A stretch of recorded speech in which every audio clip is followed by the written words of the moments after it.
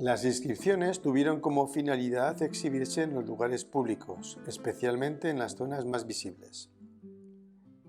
Para comunicar un mensaje, el texto debía ser cincelado sobre un soporte reconocido y además debía ser comprensible por la población. En los foros de las ciudades y poblaciones, las placas o los pedestales honraron a los emperadores y también a las élites locales. En nuestro caso presentaremos una placa dedicada al emperador Nerón que se conserva en el Museo Arqueológico Nacional de Madrid. Como dice el paleógrafo Armando Petrucci, cualquier visitante de una ciudad del Imperio Romano que entre los siglos I y III después de Cristo la hubiera recorrido con el interés de un viajero atento y minucioso, habría advertido que la caracterizaban no solo y no tanto las estatuas, los templos, los lugares públicos de reunión, los colores y el constante tráfico, sino las inscripciones, presentes por doquier, en plazas, calles, muros y patios. Existía una gran variedad de escrituras que se diferenciaban no únicamente por su aspecto, pintadas, escritas a mano, incisas, suspendidas en tablas de madera o trazadas en recuadros blancos, sino también por su contenido, publicitarias, políticas, funerarias, conmemorativas, públicas o muy privadas, de recuerdo o de insulto, graciosas de recordar. Y no estaban dirigidas a todas, por supuesto, sino a los muchos alfabetizados de los más diversos estratos de la comunidad urbana, entre los que también se encontraban, obviamente, quienes las producían. Las funciones de la escritura en el Imperio Romano fueron variadas, conmemorativas, comunicativas, expresivas. Esa misma diversidad se podía encontrar en la variedad de productos escritos, entre los cuales existían grandes diferencias en su aspecto y en las técnicas expresivas, desde los libros a los epígrafes, de los documentos a los anuncios pintados, los grafitos, las epístolas escritas en tablillas, etc. La composición armoniosa, el uso cuidadosamente calculado de tamaños diferentes según la disposición y la distancia con respecto al suelo, el claroscuro de los trazos logrado mediante la técnica de la incisión en V, eran todos elementos concurrentes para el logro de determinados fines, como la imponencia o la armonía en el aspecto general y la plena legibilidad visual a la luz natural y en espacios abiertos. Los soportes epigráficos también se hallaban a lo largo del recorrido de las vías de entrada o de salida de las urbes, donde se situaron las necrópolis que aglutinaron buena parte de los monumentos epigráficos. Su distribución espacial de las zonas de enterramiento a ambos lados de estas vías permitía admirar los monumentos funerarios y leer parte de sus inscripciones. Viajero, lee esto, que la tierra te sea ligera. Hazme revivir por tu voz, o tú, desconocido, que leerás estas líneas. O incluso, detén tu paso, viajero, aprende a leer mi epitafio, ¿por qué mi suerte fue funesta? Así pues, el paisaje interior de las ciudades romanas estuvo lleno de monumentos epigráficos, y su lectura proporcionaba una variada información a aquel que se detenía a leerlas. En las fachadas de los edificios públicos se alojaban epígrafes, como es el caso de nuestra placa neroniana, que permitía conocer el nombre del emperador bajo cuyo mandato se construyó, o el nombre de la persona que costeó las obras, en caso de una acción evergética.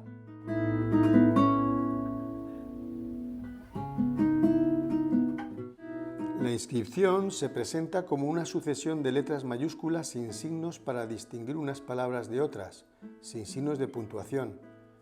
La escritura llamada monumental, capitalis monumentalis, se caracteriza por letras llamadas quadratae, dibujadas con mucho cuidado sobre el soporte y grabadas después con minuciosidad. La dificultad se deriva del hecho de que las palabras no figuran siempre con todas las letras y aparecen abreviadas. En el Imperio Romano, todo texto epigráfico seguía una fórmula inmutable. Se ha realizado para la edición del Festival de Taracoviva una copia facsimilar de esta placa conservada en el Museo Arqueológico Nacional. Analizando esta dedicatoria honorífica veremos el tipo de escritura adoptada, una modalidad de la capital lapidaria monumental con una forma muy cuidada de capiteles monumentales, abandonando cualquier rasgo cursivo para conseguir una mayor solemnidad. A partir de su análisis veremos su utilidad para leer posteriormente otras inscripciones del mismo tipo. Se mostrará la paginación y su estructura, con expresiones, fórmulas, abreviaturas, etc. Asimismo, enseñaremos el proceso del trabajo que implica pintar y cincelar el titulus o epígrafe de la inscripción, de modo que intentaremos aclarar algunos aspectos del trabajo del lapicida o calígrafo de la piedra.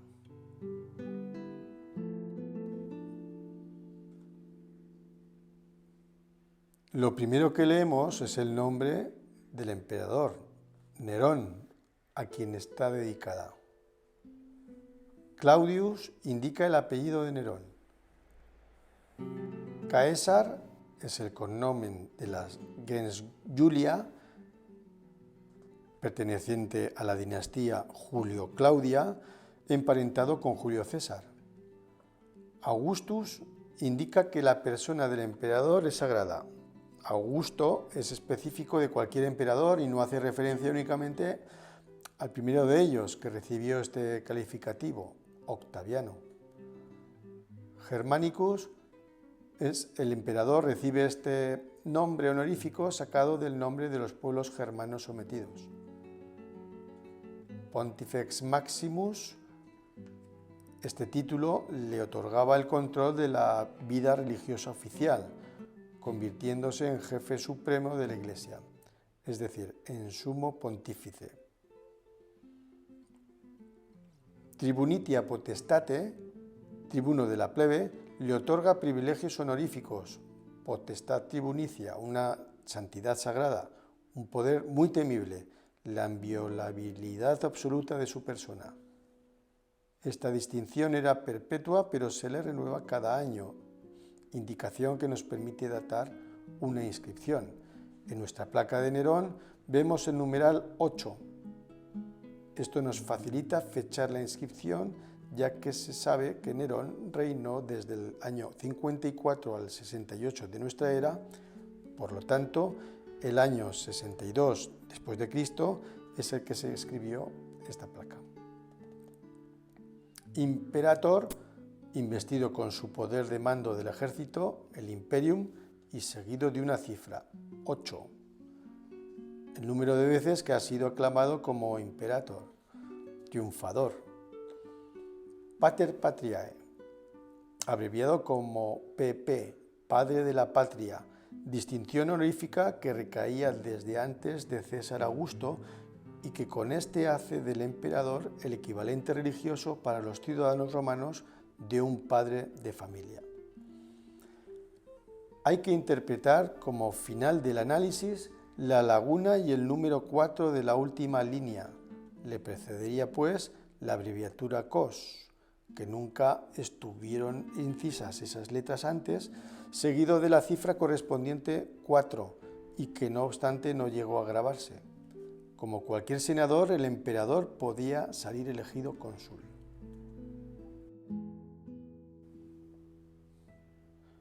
Según el paleógrafo Jean Malone, se podía identificar 3 fases distintas en la génesis de las piedras inscritas romanas.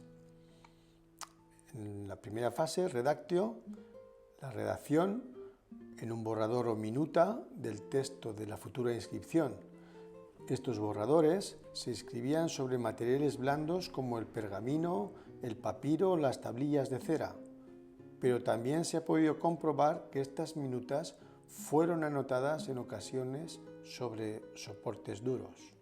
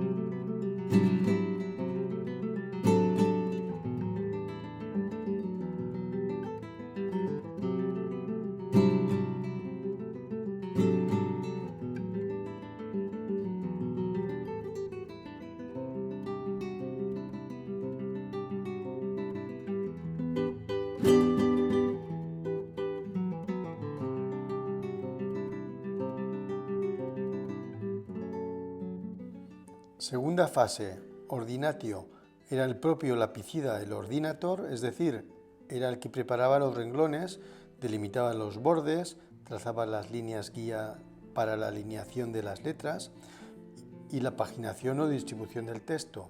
Este artesano calculaba las proporciones de cada renglón.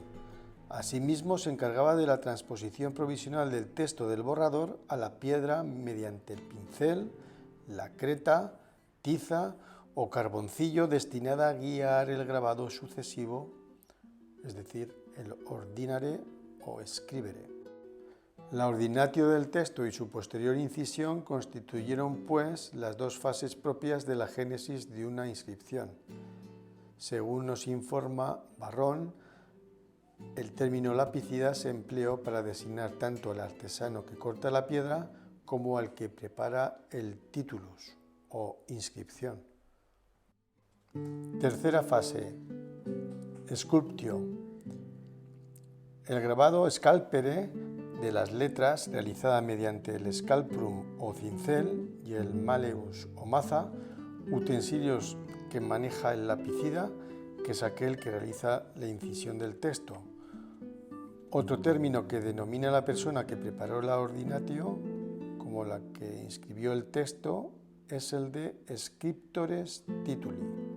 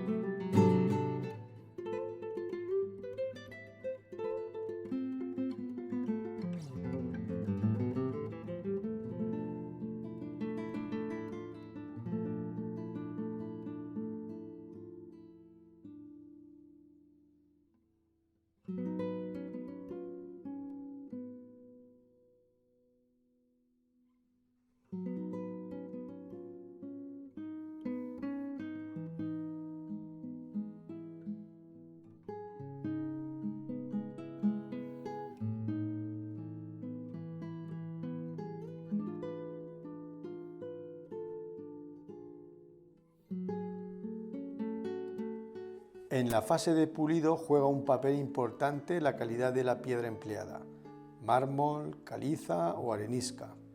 Nuestra pieza facsímil es de arenisca. Solo la cara que debía coger la incisión y en concreto el campo epigráfico o superficie de escritura fue pulido. Una vez preparada la tábula, el artesano grabó los motivos decorativos. En la mayoría de los casos, como la moldura de nuestra placa, se ejecutó antes que la incisión del texto epigráfico. Existen ejemplos en los que la inscripción aparece comprimida entre los motivos decorativos. Algunas letras aparecen muy juntas, a derecha o izquierda de la moldura, que en ocasiones incluso sobrepasa.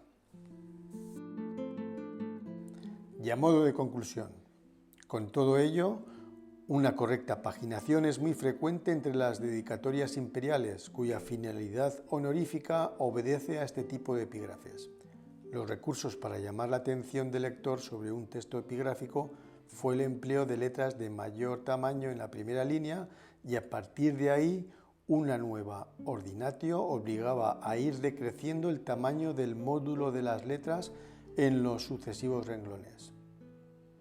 No menos importante fue la utilización de una moldura que marcara y protegiera también el campo epigráfico, y su buena paginación permitiera una fácil y comprensiva lectura del texto. Lo que era comprensible y familiar para los romanos del siglo I no lo es siempre para los de hoy.